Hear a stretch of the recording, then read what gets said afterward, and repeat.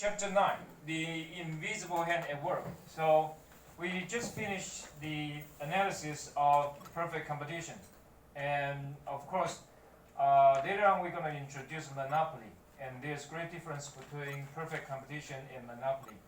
And so here we're going to talk about a little bit on the welfare analysis. Okay, so the criteria that we use to evaluate the welfare of the society is consumer surplus and producer surplus. So two ideas, producer, consumer surplus. And most likely we're going to use consumer surplus because everyone, okay, some people can be producer, but everyone will be a consumer. So it is very important that we talk about this and how to analyze, especially when we going to discuss monopoly. So what's the difference between monopoly and perfect competition, and so why economists and almost everyone would like to have perfect competition. So more competition, of course, means lower price and more quantity. But you want to be careful. More competition doesn't mean more advertisement. Okay, advertisement or commercial, it is to convince you that someone's product is different from the others, and that is total different from competition. And actually, if something is in a perfect competitive market, I don't think you will need any advertisement because, first of all, the quality is the same. We call homogeneous, right? If the quality is the same, why would you need advertisement? Okay, so the more advertisement you get, actually it means there must be something different, or the producer want to convince you that something is different, and then because of that, they can charge you a higher price. Okay, and then there's another new term called Pareto Efficient. Okay, Pareto Efficient is an idea offered by Pareto. Okay, and what's the idea? The idea is that, okay, in a whole society or economy, okay, everyone exchanges to such an extent or such a situation that, okay, if someone gonna be better off, some other people will be hurt. Okay, so, okay, that means no profitable exchanges exist. Okay, no profitable exchanges exist. So everyone is content with whatever they have. Okay, if they are not satisfied and they want to make exchanges, so if some people get better off, the others will be hurt. Okay, so basically it's a status quo. At this point, everyone feels better. But for this idea, okay, it doesn't talk about how much one gets. So it is very rough. Okay, it doesn't talk about distribution. Okay, it doesn't talk about distribution of income or who gets more or who gets less. It just tells people that it is a situation no one wants to change. And if people change the scenario, it happens that some people are going to be hurt. Okay, that's all it is about. So even though Pareto efficiency is something that people really like, but as a matter of fact, it doesn't talk about the distribution among the people. Okay, so it's a little bit rough. Okay, and it said Pareto efficiency in a competitive market, it does not take into account the distribution of goods and services among consumers. So it doesn't say who gets what or who gets how much and the other. So it doesn't really talk about fair. Okay, it doesn't really talk about fair. It just talk about that people are satisfied with the current situation. So you are in what is fair? Excuse me? What is fair? 公平 Okay. So what does that mean? So let us say if I get more than you, is it fair? No. Why not? I'm a professor, you're a student, right? I should get more. Especially, I can give you grade, right? Sorry, just teasing. Okay, let's move on. Okay, so here is the long run supply. Okay, and here is the demand. So this is the equilibrium price, and here is the equilibrium quantity. So what is consumer surplus? Okay, consumer surplus is the difference between how much you would like to pay and how much you actually pay. So in this case, how much you would like to pay depends on the demand curve. So this represents your marginal utility and also your marginal willingness to pay. So that's how much you would like to pay. And because of the market, this is the price you actually pay. So then, if we're going to have a test, the way to calculate consumer surplus is the area like this. Okay? So this is for consumer surplus. And then there is producer surplus. And the definition is quite similar to that of consumer surplus. So for producer surplus, it is how much you accept. Okay, the difference between how much you accept and how much you actually get. So here is how much you actually get. And can anyone tell me what is the supply curve? Sorry, 林玉祥. What is the supply curve for a firm? The supply curve of a firm. Basically, what is that? P等于 Q。 No, I'm talking about supply curve. LRS。 Excuse me? 那个 LRS。 Right. And so, how does it come from?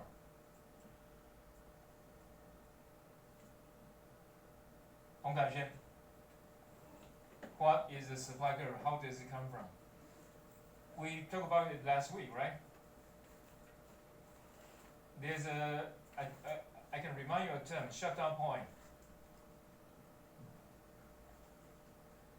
谢欣佑. Supply curve. What is the short run supply curve and long run supply curve for a firm? 叶一方. I give you a hint, shutdown point. Right?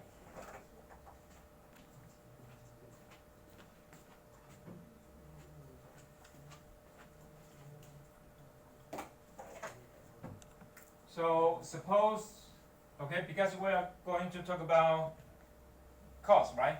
So here it is production level, and here is cost. So here you have ATC, average total cost, and here you have ABC, average variable cost, and here you have MC, right? So in the short run, the supply curve, the short run supply curve is the point MC and ABC intersects. And from this above, the section of marginal cost. So the short run supply curve is the section of MC intersects with ABC, okay, above all this section. That is the marginal cost. So here, LRS actually is marginal cost, okay, and so here, this is for the short run, and here will be for the long run, right? And so, producer surplus, if you look at this is the marginal cost, okay? LRS is the marginal cost. But in the market, this is the P star is what you actually get. And here, this is what the producer can accept. So so you can tell those who are more efficient, okay, those who are more efficient, they get more producer surplus. And so producer surplus is this area down here, okay? So consumer surplus, that is the upper triangle, right? And the producer surplus is the lower triangle, okay? So long run producer surplus is like this, okay? And total surplus, okay? If you check the price here, okay, suppose the production level is at Q1, okay, then what you have consumer surplus up here is in the purple trapezoid. Okay, this is trapezoid. And then producer surplus like this, and total surplus is consumer surplus plus producer surplus. Okay, and when you get a little bit more, right? So when the production level, okay, the equilibrium of the consumption from Q1 to Q2, then what you get? You get more producer surplus and more consumer surplus. Okay? Okay, so for this part, we don't get into more details about this part. So you read the textbook, okay, and see what's going on here. Basically, that's the idea, okay? The more you consume, the more consumer surplus you have. So later on, when we introduce the monopoly, okay, monopolistic market, then you're going to see, because in comparison to a perfect competition, monopoly or the monopolist produces less and charge more. So because of that, the producer surplus is a little bit less, and the consumer surplus is also less. So because of that, the social welfare for a monopolistic market is much worse than a perfect competition. Okay? So then we talk about marginal social benefit and marginal social cost curve. Okay? What is this all about? Okay, and here to talk about laissez-faire.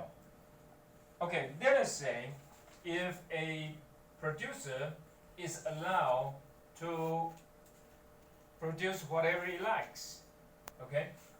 So then, what will be the problem? So let us say it is a steel production. Okay, steel. Okay. 金圣岛. What is steel? S-T-E-E-L. What is steel? Excuse me?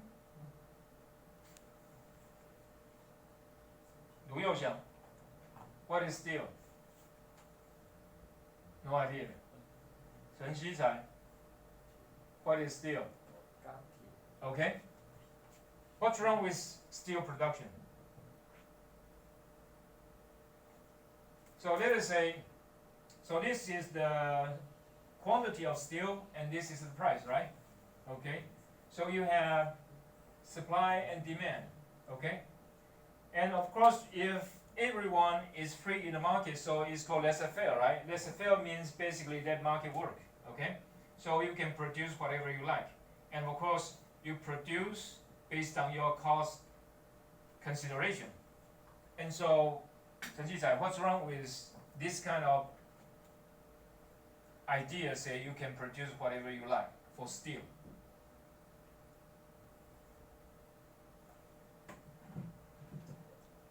Hong Xiuhui, for steel production, if we just let market work, and there's no interference or regulation, whatever, so we can produce based on the needs of the market and you just produce it. So what's wrong with that? Anything wrong? Or maybe it's just fine?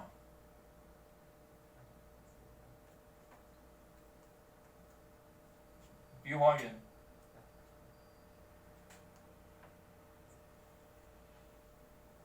Do you know what's wrong in Kaohsiung? We have China Steel, right? Zhonggang. So what happened? Nothing wrong. You feel fine. What about the air you breathe? 谢金佑. What about the air you breathe? Louder. Air pollution, right? Because if we talk about noodle, okay? Chen Xizai, what's noodle? Yes. If you produce more noodle, anything wrong with that? Probably not. But you have a lot of cars, right? You have a lot of motorcycles. You have a lot of steel production. What happened? You got air pollution, right? So if they based on their private cost, okay, so here we say private cost. So that's their private marginal cost, right? And so here is what you get. Okay, you get this price and this quantity. But what happened is that the production of steel carries pollution, right? So Kaohsiung is the whole area of Taiwan with the highest carbon concentration, because if you produce steel, what would you need? You need to have coal, right? You need to have coal, or you use electricity, right? So what is coal, Chen Qizai? Excuse me? Coal.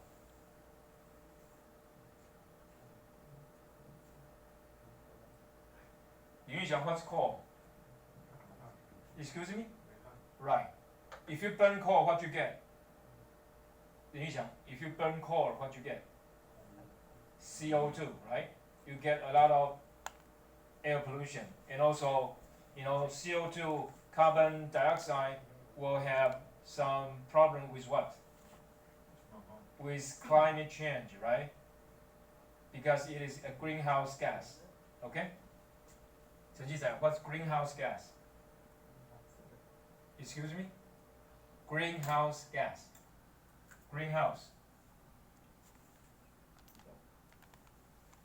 What's greenhouse? It's not red house or white house. Excuse me? Okay, so because of that, governments have regulation, so you need to put efforts into reducing the carbon dioxide or any kind of prevention of worsening the air pollution. And so you need to have, what is this? So this we call social cost. So in this case, you know that for a private producer, they're gonna produce this quantity and this at this price. But as a matter of fact, because it does not consider the social cost, okay? Because there is externality, okay? Externality. Externality means something you will. So for example, if I consume noodle, I don't affect anyone, right? But I consume cigarette, I smoke, what happened? Other people will be affected, okay? So this is called externality. Externality can be positive or negative, okay? But in this case, steel production is negative. So if the firm consider the social cost, okay, then they have to put into more efforts on reducing their carbon footprint. And so the the quantity will be a little bit less, and the price will be a little bit higher. So that's we call marginal social benefit, and here marginal social cost, okay? So it is here. We only consider private benefit, and here only private cost. But suppose you consider the social benefit and social cost, it will be different, okay? The other topic we have is education. Okay? So generally for education, so let us say you get education, right? Of course you're gonna increase your productivity because now you have more knowledge, right? And you can work and produce more, okay? And also because when you got educated, what happened is that you become more knowledgeable, and you can pass this knowledge without cost to other people. So as a matter of fact, when we talk about education, we need to consider social benefit. And if that is the case, this demand curve will shift to the right, okay? It means your education can benefit not only you, but also the people around you, okay? So you increase your productivity, but you also increase the people around you, okay? The productivity of the people around you. So it is called spillover effect. Spillover. Okay? So you can affect others in a positive way. Okay, let's move on. Okay, so here's long run and here's demand. Okay? And here is the case for free trade. Okay, so here is the domestic market. We are going to talk about free trade. And basically, when you have free trade, there are several situations. The first is you don't produce anything of that. Okay, so let us say Taiwan. Do we produce oil? We don't. Okay, so of course you're gonna have to import either it's natural gas or oil. Okay, but supposedly, you're gonna have people to freely introduce, to export, okay, oil or whatever products to Taiwan. And in this case, okay, let's try some other example because, so let us say,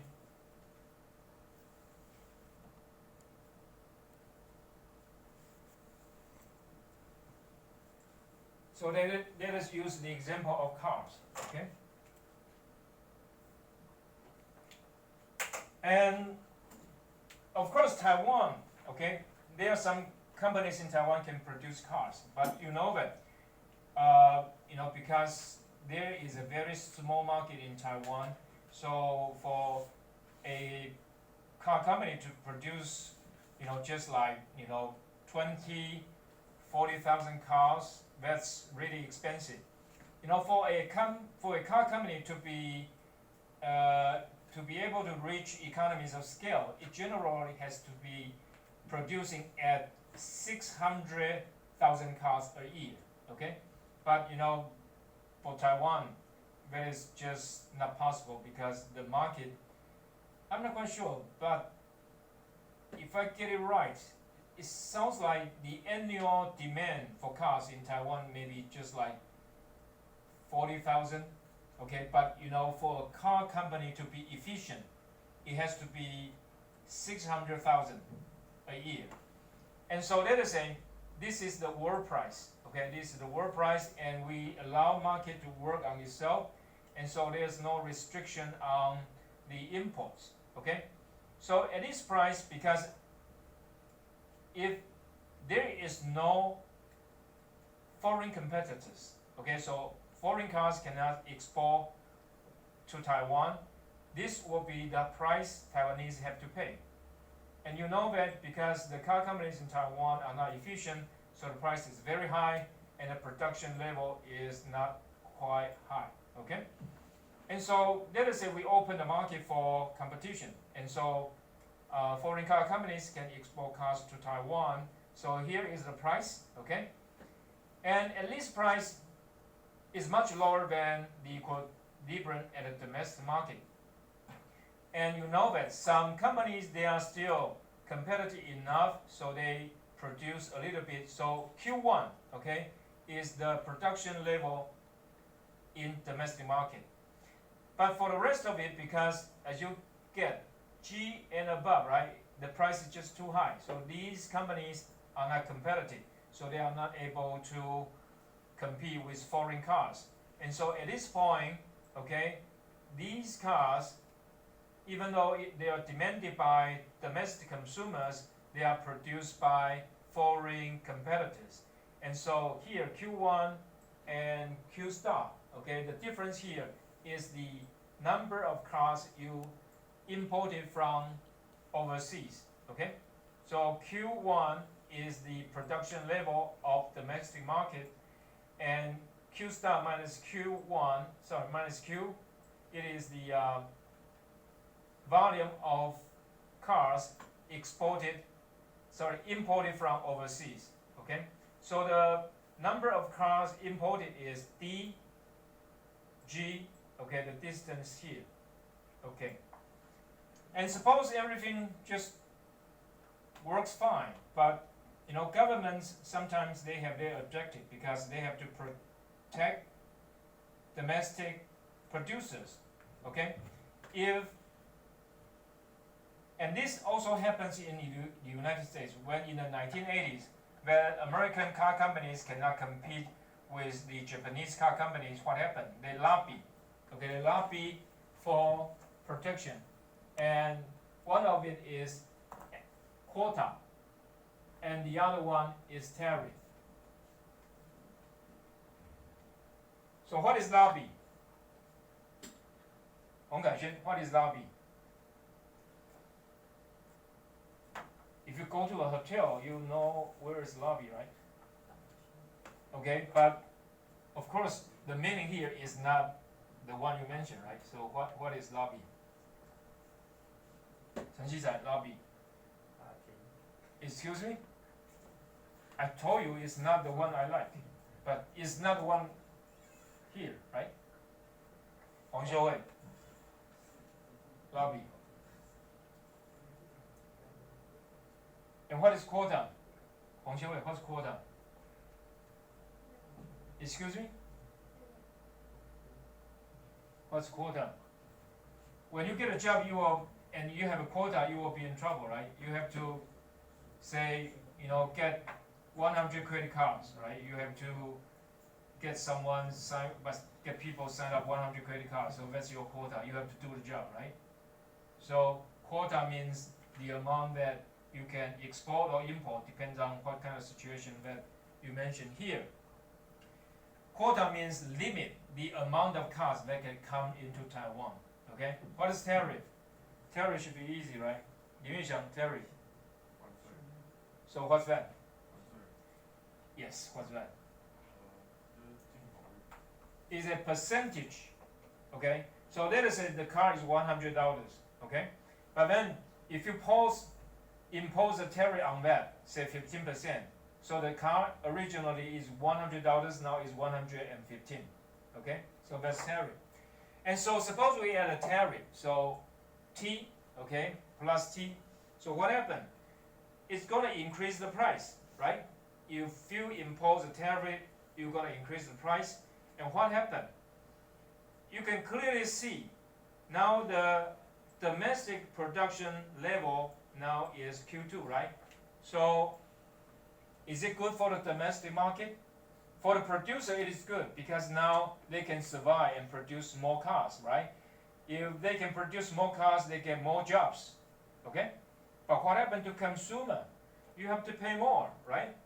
And because the price is higher, right? Price goes up, quantity demanded goes down, right? So the imported volume becomes smaller. Originally, it's from G to D, and now it is from B to C. And so in comparison, you can clearly tell that producer surplus is going up, consumer surplus is going down, right? And usually, producer is a much stronger lobby good, lobby group. And so, anyway, what's lobby? Yuan, what's lobby? Lobby. 卢佑祥 lobby. 张策伟 lobby. 谢信佑 lobby. Lobby means I hire some people, try to convince you to do something with me. Okay? So what's lobby? 2 words. 金盛达 2 words. The first one is talk. Yes. The second one.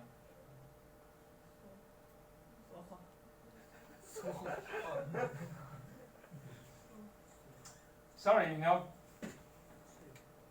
right, something like that, but actually the first word should be in the second part. Louder. Exactly. Okay? So anyway, we finished this.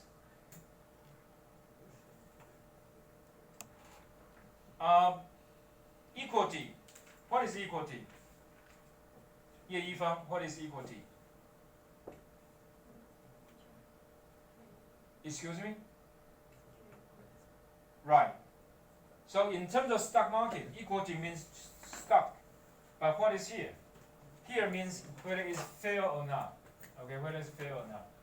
So for example, the car producers get someone to lobby for them, and then the government impose a tariff or quota. What happened?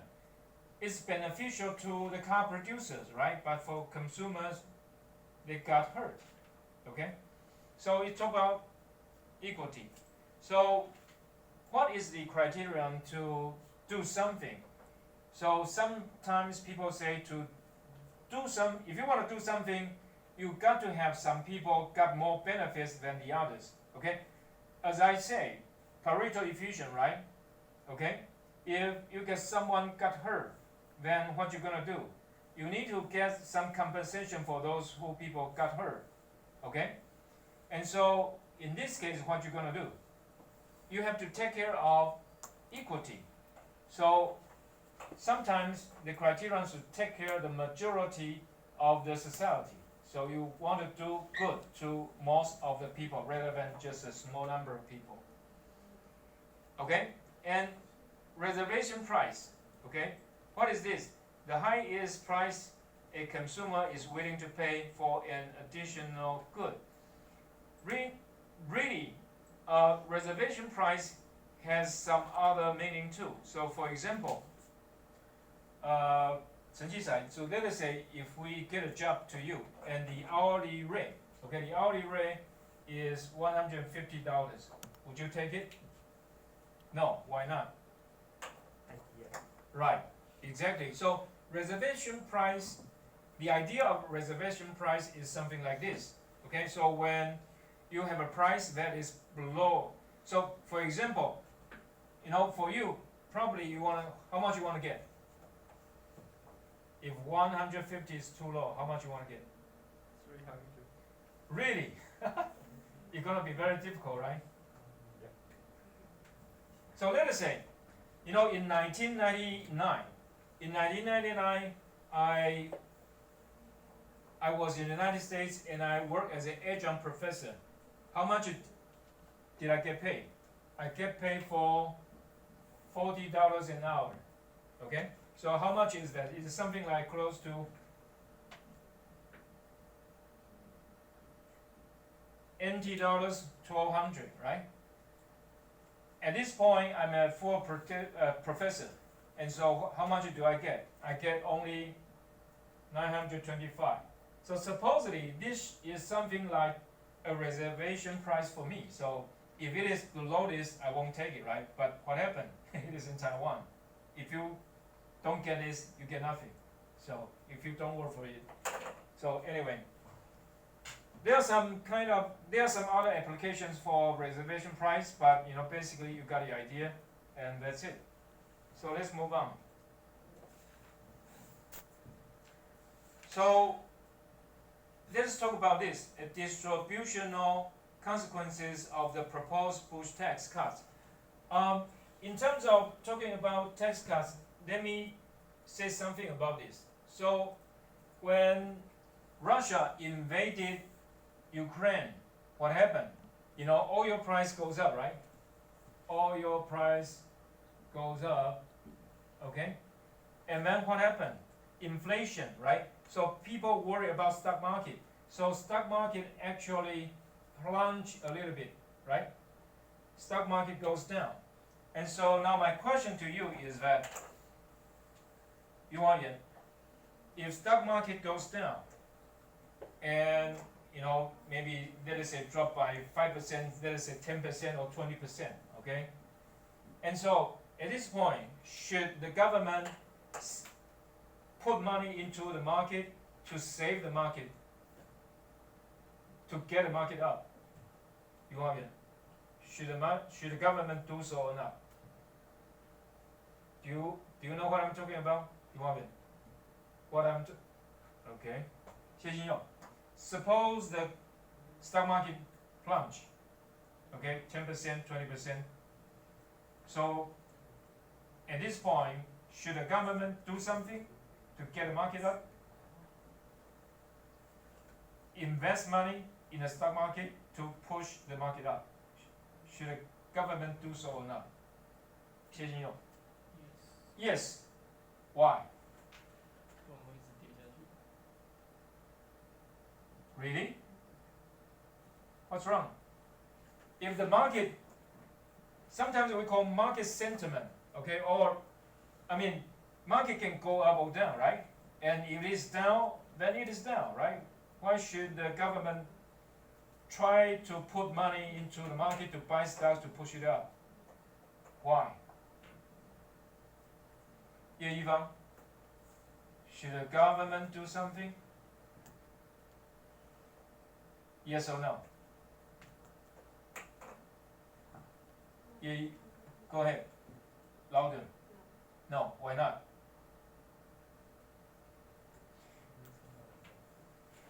If the government put money in the stock market and to push up the stock market, who gets benefit? Those who have stocks, right? Do you have stocks? You don't, right? And in Taiwan, probably only, the richest person have a lot of stocks, right? Poor people like me, I only have some, right? So why should the government, the government can do this, right? But what happened is that who gets benefit? So this is about the distributional consequences, okay? If you have stocks, that's fine. You'll feel happy. But if you don't, what happened? Because everyone pays taxes, right? Everyone pays tax.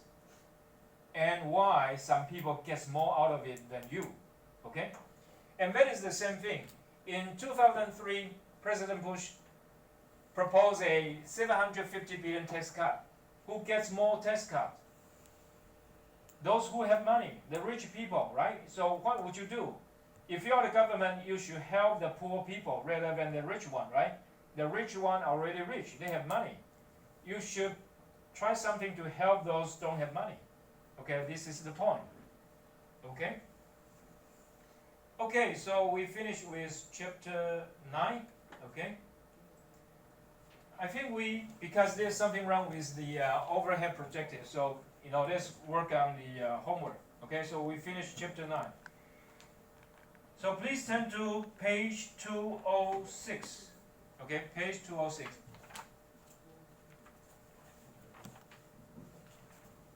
Hong Kai-Xuan, turn on the light there. Thank you. Okay, we're going to get to question 2. Okay, let me read the question to you. It said, Pyramid Corporation currently employing 20 tons of cement, 40 tons of steel to produce 50,000 square feet of shopping space in a mall. And cement costs $20 a ton and steel costs $60 a ton.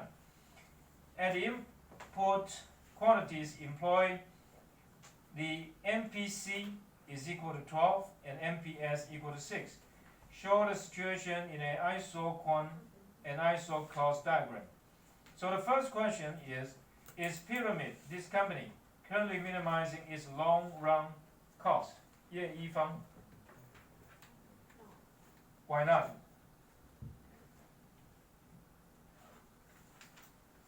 Why not?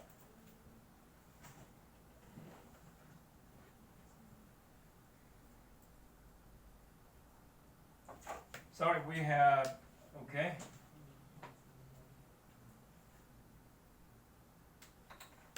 You have price of cement is equal to 20, right? And then the price of steel equal to 60, right? And then you have MPC is equal to 12 and MPS is equal to 6. Even what is cement? What is cement? What is cement? Okay? Okay, so if you check here, what is going on? Sorry, time is up. Let's take a break.